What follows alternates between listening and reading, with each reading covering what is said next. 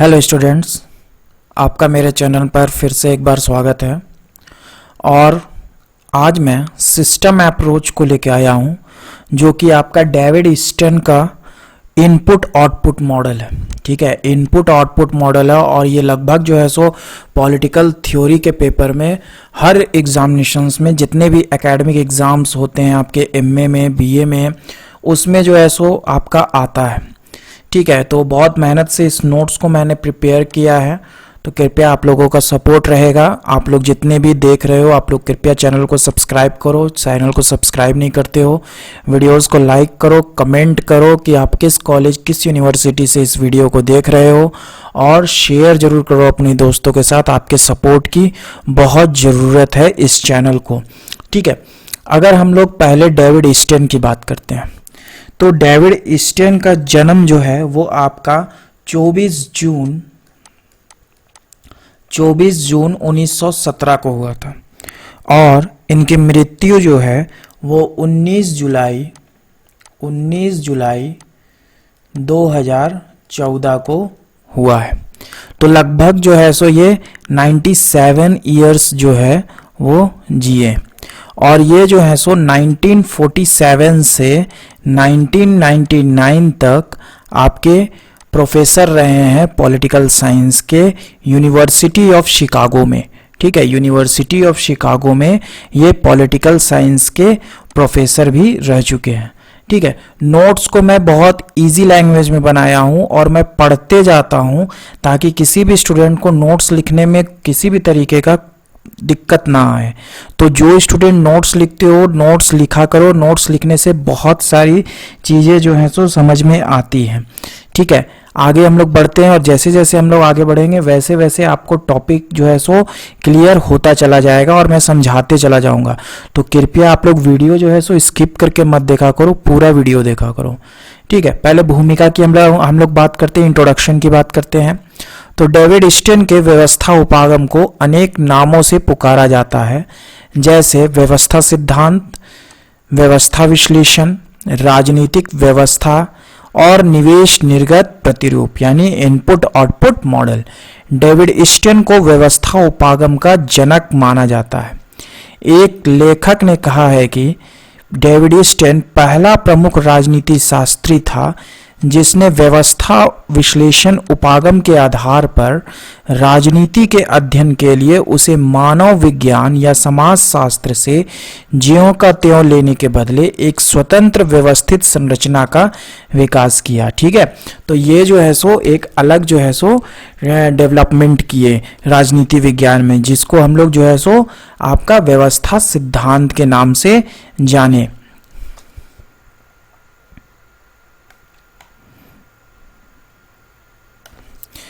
Nineteen 1953 में David Easton ने अपनी पुस्तक पॉलिटिकल सिस्टम में पहली बार व्यवस्था उपागम का उल्लेख किया। 1965 ईस्वी में a framework for political analysis and a systems analysis of political life पुस्तकों का प्रकाशन हुआ, जिनके अंतर्गत व्यवस्था उपागम की स्पष्ट और विस्तार पूर्वक व्याख्या की गई। ये बुक का नाम जो है सो याद रखिएगा, a framework for political analysis and of systems analysis of political life. ये बहुत बार एग्जामिनेशंस में पूछा गया है। ईस्टन ने अनेक शोध निबंध भी लिखे। उनका उद्देश्य राजनीति विज्ञान में एक सामान्य सिद्धांत का विकास करना है, जिसके लिए उन्होंने व्यवस्था उपागम को अपनाया। अब हम लोग व्यवस्था उपागम का अर्थ और परिभाषा को समझने की कोशिश करेंगे। किस यूनिवर्सिटी, किस कॉलेज से देख रहे हो इस वीडियो को, जरूर से कमेंट बॉक्स में लिखना। डेविड ईस्टन के व्यवस्था उपागम या निवेश निर्गत प्रतिरूप राजनीति विज्ञान में एक मौलिक देन है। ईस्टन ने राजनीतिक पद्धति के विभिन्न पहलुओं के विश्लेषण के लिए इस उपागम का व्यवहार किया है। यह उपागम आंकड़ों का संग्रह करने, उनकी संकल्पना करने और उन्हें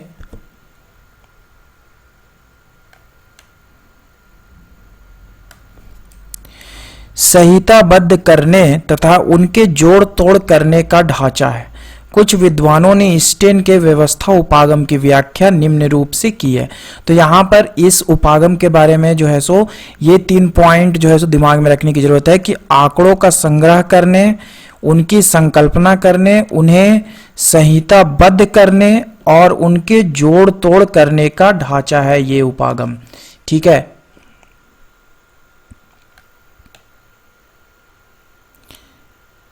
आगे हम लोग यंग के अनुसार देखते हैं। यह उपागम एक बड़ा व्यवस्थात्मक उपागम है। इसकी विशेषता यह है कि यह एक राजनीति शास्त्री की मौलिक दृष्टि का परिणाम है। इसे अन्य विषयों से आयतित नहीं किया गया है, मीन्स किसी और विषय से जो है सो इसको नहीं लिया गया है, ये यंग साहब कह रहे हैं। ठीक है, नेक्स्ट आपका है मिहान। मिहान के शब्दों में ईस्टर्न राजनीति विज्ञान का सर्वाधिक सुसंगत और सुव्यवस्थित प्रकार्यवादी है, जिसने व्यवस्था उपागम का राजनीति में प्रयोग किया। व्यवस्था उसके विश्लेषण की आधारभूत इकाई है। यह अपनी शोध रचनाओं में इंटर तथा इंट्रा व्यवस्थाओं के व्यवहार का अध्ययन करता है। इस प्रकार उसका व्यवस्था उपागम सामान्य व्यवस्था सिद्धांत के निकट है, लेकिन वह व्यवस्था उपागम का सृजनात्मक पक्ष ही ग्रहण करता है और उसके विशिष्ट समस्याओं या व्यवस्थाओं के विश्लेषण में प्रयुक्त नहीं करता है। उसके लिए व्यवस्था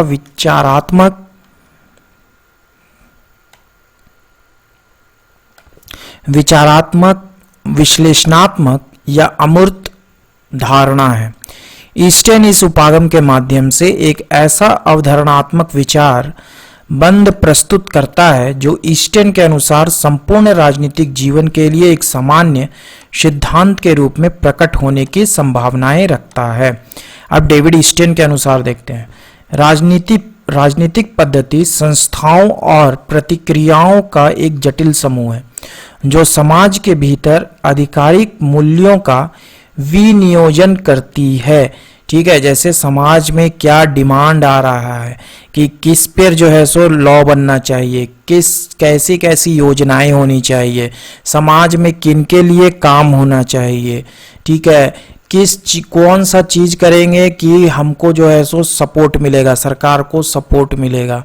ठीक है, उस पे बात किया गया है इस पूरे उपागम में। दूसरे शब्दों में ईस्टर्न के अनुसार राजनीति व्यवस्था अंतःक्रियाओं का एक ऐसा समूह है जिसके अंतर्गत मांगों को निर्गत में बदला जाता है। किसी भी व्यवस्था को जीवित रखने के लिए यह आवश्यक है कि उसमें निरंतर निवेश होता रहे। निवेश के बिना कोई भी व्यवस्था कार्य नहीं कर सकती तथा निर्गत के बिना उसके कार्यों को समझा नहीं जा सकता। ठीक है, जैसे कि अगर हम लोग बात करें इनपुट आउटपुट मॉडल की, तो हम लोगों को अगर मान लीजिए रिलेशनशिप भी अगर बढ़िया से रखना है तो आपको उसमें इन्वेस्ट करना होगा, चाहे वो टाइम आप इन्वेस्ट कर रहे हो, चाहे मनी इन्वेस्ट कर रहे हो, चाहे कुछ भी इन्वेस्ट कर रहे हो, तो आपको इन्वेस्टमेंट करनी होगी और उसके बाद जो है सो उसके आउटकम्स आपको दिखेंगे। तो आपको निवेश तो करना ही होगा हर चीज में। यही चीज जो है सो बताई गई है इसमें। व्यवस्था उपागम की मुख्य विशेषताओं को अब हम लोग देखेंगे। डेविड ईस्टर्न ने व्यवस्था उपागम की निम्नलिखित विशेषताएं उल्लेखनीय हैं। पहला, राजनीतिक पद्धति सामाजिक पद्धति का ही एक अंग है।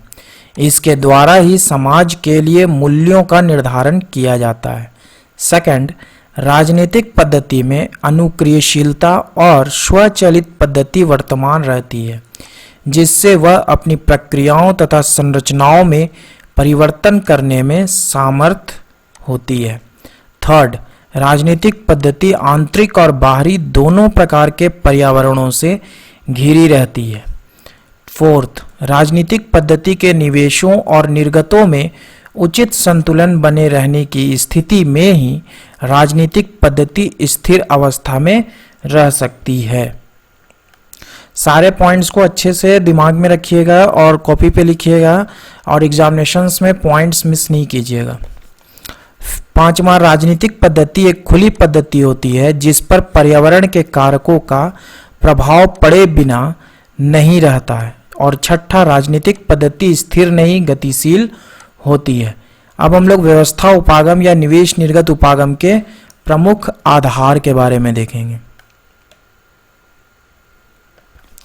डेविड स्टेन के व्यवस्था उपागम या निवेश निर्गत प्रतिरूप की व्याख्या निम्नलिखित रूप से की जा सकती है। पहला है राजनीतिक व्यवस्था यानी पॉलिटिकल सिस्टम। पॉलिटिकल सिस्टम को ऐसे समझ सकते हैं कि जो गवर्नमेंट है, ठीक है, गवर्नमेंट है। डेविड स्टेन राजनीति का अध्ययन एक व्यवस्था के रूप में करता है। इस व्यवस्था का निर्माण उन व्यक्तियों द्वारा होता है जो नीति का निर्माण और क्रियान्वयन करते हैं। ठीक है, आपका लेजिस्लेटिव बॉडी, आपका लेजिस्लेटिव और एग्जीक्यूटिव, ये दो बॉडी। ठीक है, राजनीतिक व्यवस्था सामाजिक व्यवस्था का एक अंग है। ईस्टेन का मत है कि राजनीतिक पद्धति तथा पर्यावरण के बीच विनिमय और लेन देन का काम चलते रहता है। राजनीतिक व्यवस्था बाध्यकारी होने पर भी अपने पर्यावरण से सदा प्रभावित होती रहती है। सेकंड आपका आता है पर्यावरण, एनवायरनमेंट। क्योंकि आपका इनपुट आए चाहे आउटपुट आए वो तो पर्यावरण में ही आएगा, समाज में ही आएगा, तो पर्यावरण को इसमें एक अंग रखा गया है।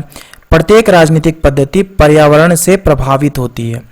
पर्यावरण को दो भागों में बांटा जा सकता है, समाज के भीतर का और समाज के बाहर का।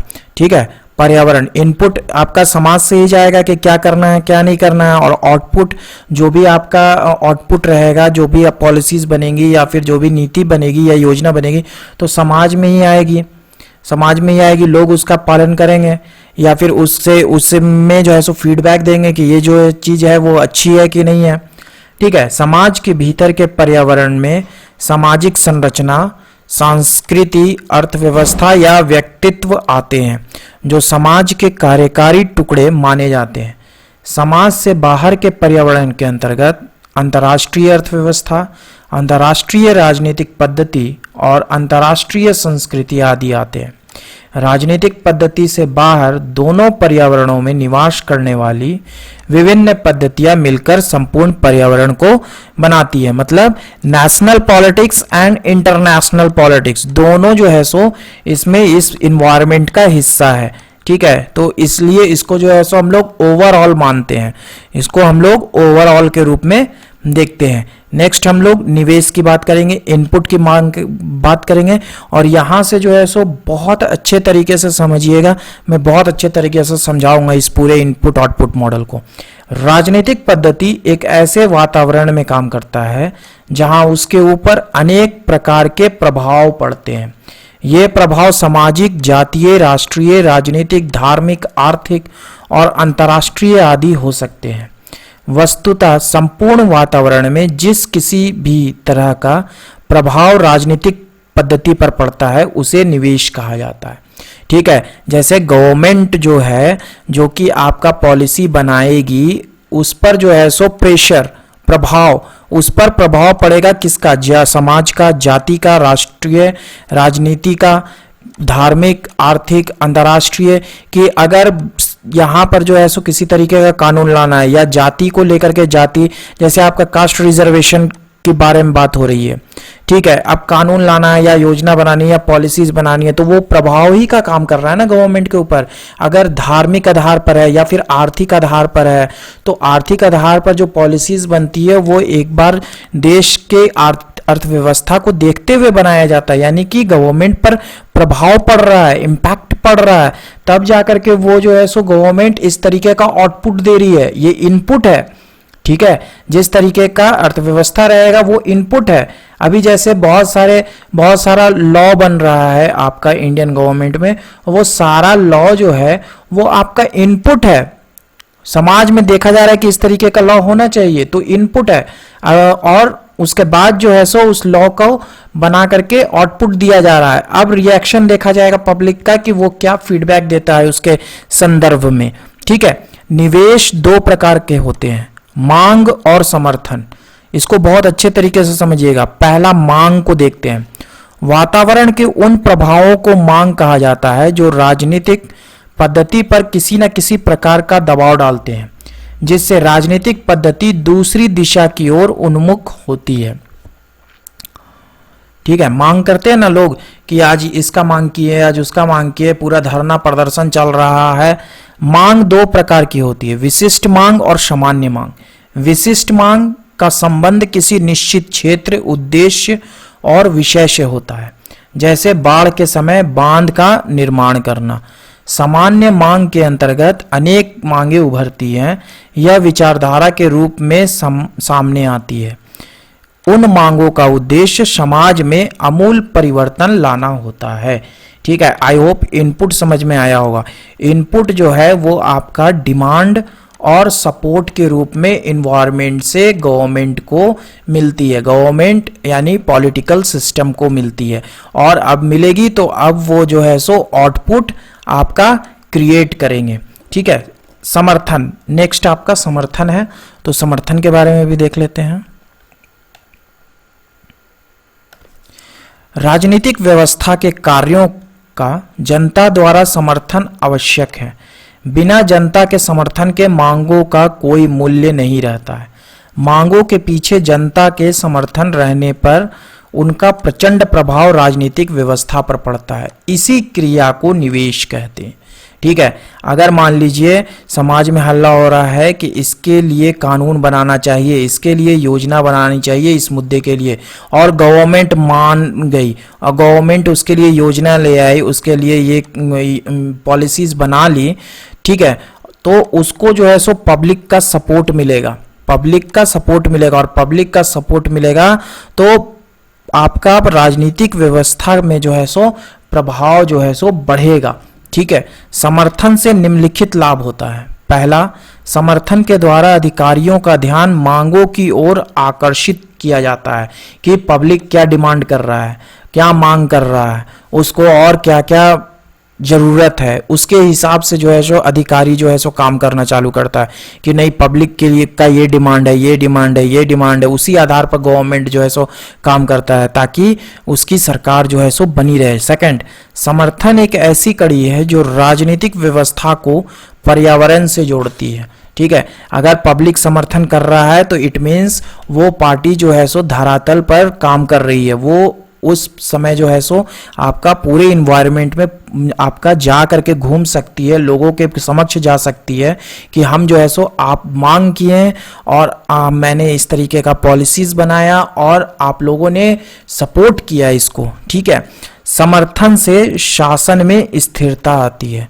समर्थन सामाजिक एकता को सुरक्षित रखता है। ठीक है, अगर उसी पॉलिसी को समर्थन मिलेगा तो उससे शासन व्यवस्था में भी स्थिरता आएगी, स्ट्राइक जो हड़ताल जो हो रहा था वो सब खत्म होगा और सब एकजुट रहेंगे। निर्गत, आउटपुट, जनता की मांग और समर्थन के आधार पर सरकार द्वारा जो निर्णय लिए जाते हैं उसे निर्गत करते हैं। इसी निर्गत के कारण कोई भी राजनीतिक व्यवस्था प्रभावित होती है। यह निर्णय व्यवस्थापिका, कार्यपालिका, न्यायपालिका या विभिन्न आयोगों द्वारा लिए जाते हैं। निर्गत भी दो प्रकार के होते हैं, एक आधिकारिक निर्गत और संबद्ध निर्गत। आधिकारिक निर्गत बाध्यकारी होता है जबकि संबद्ध निर्गत बाध्यकारी नहीं। इसको हम लोग इस तरीके से समझ सकते हैं कि मान लीजिए ये एक बॉक्स बनाते हैं, यहाँ पर आपका गवर्नमेंट है। ठीक है, ये इसको आप पॉलिटिकल सिस्टम मान लीजिए, पॉलिटिकल सिस्टम मान लीजिए, और ये जो पूरा है ये इसको आप इन्वायरमेंट मान लीजिए, इसको आप इन्वायरमेंट मान लीजिए। इधर आप जो है सो आप इनपुट लिख दिए, इधर साइड जो है वो आपका आउटपुट लिख दिए। ठीक है, इधर साइड जो है वो आपका पहला डिमांड, इनपुट के रूप में डिमांड और सपोर्ट, डिमांड करेगा उसी तरीके का सपोर्ट भी होगा। डिमांड एंड सपोर्ट किया गवर्नमेंट से, और गवर्नमेंट आउटपुट के रूप में क्या निकाली, पॉलिसीज निकाली, पॉलिसीज निकाली। अब पॉलिसीज के द्वारा क्या होगा, अब फीडबैक। ठीक है। इनपुट आउटपुट मॉडल क्या है, ये पूरा का पूरा इन्वायरमेंट है, ये आपका नेशनल इन्वायरमेंट मान लीजिए, ये आपका नेशनल लेवल मान लीजिए, और ये आप इंटरनेशनल लेवल मान लीजिए, ठीक है। और इसमें जो है सो डिमांड और सपोर्ट इधर से इनपुट में जाएगा गवर्नमेंट के पास, यानी कि पॉलिटिकल सिस्टम के पास, और उसके बाद आउटपुट में क्या निकलेगी, पॉलिसीज निकलेगी, और पॉलिसीज निकलेगी तो उसके बाद फिर जनता का फीडबैक भी इसमें गवर्नमेंट लेगी, ठीक है। गवर्नमेंट जो है सो फीडबैक भी लेगी। आई होप इससे जो है सो क्लियर हुआ होगा आपको कि इनपुट में डिमांड और सपोर्ट रहेगा, गवर्नमेंट के पास ये डिमांड एंड सपोर्ट जाएगा, फिर गवर्नमेंट जो है उस डिमांड एंड सपोर्ट के बदले पॉलिसीज को निकालेगी, ठीक है, एक्शंस लेगी, डिसीजंस लेगी, ठीक है। आई होप आप लोगों को समझ में आया हो, स्किप करके वीडियो नहीं देखना। नेक्स्ट आपका पुनर्निवेशन या प्रतिस्मरण प्रक्रिया यानी फीडबैक प्रोसेस, जो मैंने वहां पर बताया। शासक वर्ग के निर्णय के कारण जनता में एक प्रतिक्रिया होती है और जिन साधनों के द्वारा वातावरण पर प्रभाव पड़ता है उसे पुनर्निवेशन प्रक्रिया कहते हैं। दूसरे शब्दों में निर्गत का उद्देश्य जनता की आवश्यकताओं को पूरा करना होता है। राजनीतिक व्यवस्था के निर्गत से जनता की आवश्यकताओं की पूर्ति हुई या नहीं, या जनता में इस संबंध में क्या प्रतिक्रिया हुई, इस संबंध में जो सूचनाएं शासक वर्ग के पास आती है उसे पुनर्निवेशन या प्रतिस्मरण प्रक्रिया कहते हैं, यानी फीडबैक कहते हैं कि फिर से जो है सो वो पॉलिसीज, डिसीजंस, जो एक्शंस गवर्नमेंट ने लिया है मांग और सपोर्ट के आधार पर, उसी का क्या फीडबैक है जनता के द्वारा।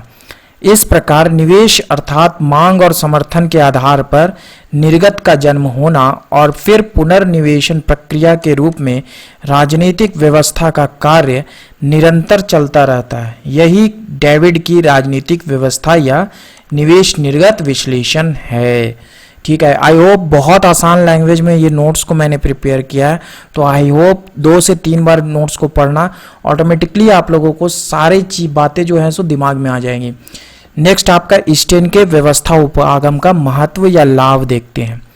इसमें निम्नलिखित महत्व या लाभ है। पहला, व्यवस्था उपागम संपूर्ण राजनीतिक व्यवस्था पर ध्यान केंद्रित करता है। सेकंड, यह राजनीतिक व्यवस्थाओं के गत्यात्मक विश्लेषण का मार्ग प्रशस्त करता है।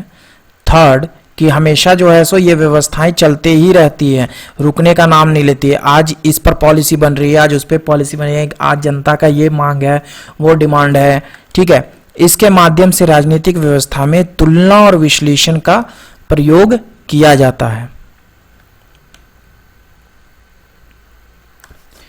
इससे राजनीतिक व्यवस्था में परिवर्तन और विकास की दिशा का पता लगाया जा सकता है। पांचवां, इसके आधार पर राजनीतिक व्यवस्था की क्षमता का पता लगाया जा सकता है। छठा, यह अवधारणा विकास की गति का भी संकेत देने में समर्थन करती है। सातवां, यह तुलनात्मक विश्लेषण की श्रेष्ठतम टेक्निक है, ठीक है। नेक्स्ट आपका स्टेन की व्यवस्था उपागम की आलोचना, क्योंकि बहुत सारे लोग जो है सो आलोचना भी किए हैं, तो आलोचना भी देखना होगा। बहुत बार एग्जाम में आलोचनात्मक विवरण पूछता है। डेविड स्टेन के व्यवस्था उपागम की निम्नलिखित आलोचनाएं उल्लेखनीय है। पहला, डेविड स्टेन ने मशीनों के चक्का को भी प्रतिक्रिया का आधार माना है। वस्तुतः मशीन व्यक्ति का स्थान नहीं ले सकती, अतएव मशीन पर आधारित स्टेन का विश्लेषण ठीक नहीं है। दूसरे कहते हैं, O.R. यंग ने अपनी पुस्तक सिस्टम ऑफ पॉलिटिकल साइंस में स्टेन के व्यवस्था उपागम को कोरावादी बताया है। थर्ड, व्यवस्था उपागम राजनीतिक अभिजन वर्ग का अध्ययन करता है, सामान्य जनता का नहीं।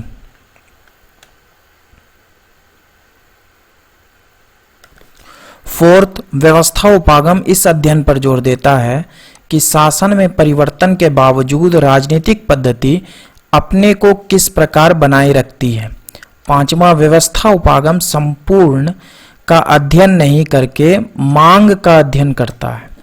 छठा, यह राजनीतिक व्यवस्था के विकास के विभिन्न चरणों पर प्रभाव नहीं डालता है। सातवां, इसके अंतर्गत नियंत्रण, शक्ति और प्रभाव जैसी अवधारणाओं की उपेक्षा की गई है। आठवां, स्टेन की व्यवस्था में कभी कभी वास्तविक मांगों की पूर्ति नहीं हो पाती, क्योंकि इस व्यवस्था में प्रशासकीय अधिकारी मांगों की पूर्ति में मनमानी करने लगते हैं। ठीक है, अधिकारी जो है सो मनमानी करने लगते हैं। 9वां, इस प्रक्रिया में क्रमबद्धता की कमी पाई जाती है क्योंकि निवेश और निर्गत के बाद पुनः जनता की मांगों पर कभी ध्यान दिया जाता है तो कभी नहीं।